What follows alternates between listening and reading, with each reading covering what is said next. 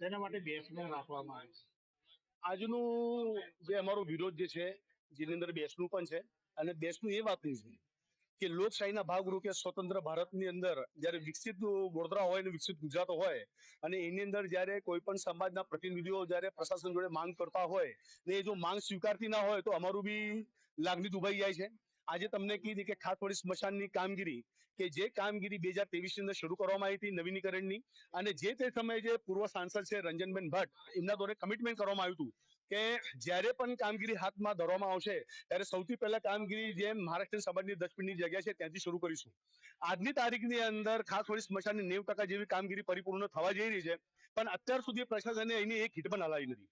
આજે આ વાત માટે અમે ઘણીવાર ગુજરાત રાજ્યના દંડક બાળુભાઈ શુક્લ છે, મેયર આપણે સાંસદ હેમાંગ જોશી સાહેબ છે, કમિશનરને આવેદન પત્ર આપ્યા છે, પણ અમારી અવગણના થાય છે. આજે આવા આવેદન પત્ર આપણને અમારી માંગ પૂરી કરવામાં આવતી નથી.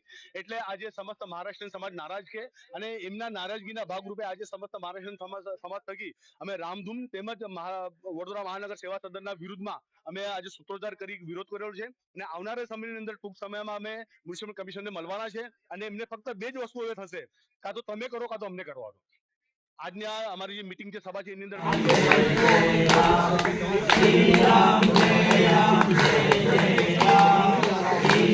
એ જ અમારી અત્યારે માંગ છે.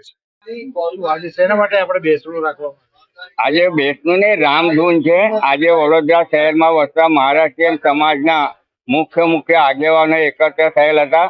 2023 રંજનબેન ભટ્ટ માજી સાંસદના સાથ સહકારથી 15.50 કરોડનો CSR ફંડ આવેલ, જે કોર્પોરેશનને સોંપવામાં આવેલ છે, અને કોર્પોરેશનના જે તે વખતના ડેપ્યુટી મ્યુનિસિપલ શ્રી કલ્પદા રંજનબેન ભટ્ટ, બાળુ શુક્લ, કેવું લોકોને આ જ જગ્યાએ ખાતમુહૂર્ત કરીને જાહેરાત કરેલ કે મહારાષ્ટ્રીયન સમાજની જે જગ્યા છે એનું નવીનીકરણ 1.5 વર્ષમાં કરી એમને સોંપીશું, ત્યાર પછી આગળનું કામ કરીશું. આજે પરિસ્થિતિ ઊંધી થઈ ગઈ. અમારા ત્યાં તો એક 5 પૈસાનું કામ થયું નથી, એક ઈંટ હલી નથી. બાજુમાં જે ચિતાનું સ્મશાન છે એ કામ 90% થવા આવેલ છે.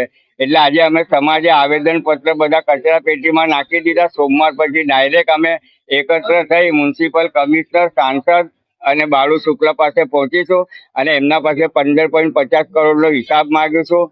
કઈ ભ્રષ્ટાચાર થયો છે કે કોઈ પૈસા કમી પડે છે તો અમને જાણ કરો, નહીં તો તમે જો કરી શકતા ના હોય તો તમે મહારાષ્ટ્રીયન સમાજને કામ સોંપી દો. અમે અમારા સમાજના થકી બી આ કરી શકીએ છીએ. અને આ આંદોલન દરેક વડોદરા વિધાનસભાના વોર્ડ નંબર 19ના વોર્ડમાંથી, દરેક વોર્ડમાંથી 2 માણસો, એટલે 38 માણસો આવ્યા છે. આ આંદોલન હવે જન આંદોલન બનશે, અને દરેક ક્ષેત્રમાં એનું પહોંચી જશે, અને વડોદરા શહેરના ખૂણે ખાતરે મહારાષ્ટ્રીયન સમાજ અને એમને સપોર્ટ કરનાર તમામ સમાજ આગામી દિવસે રોડ ઉપર આવી અને આ લોકોના ચમત્કાર બતાવશે, એ વાત દૂર નથી. જય હિન્દ, જય ભારત.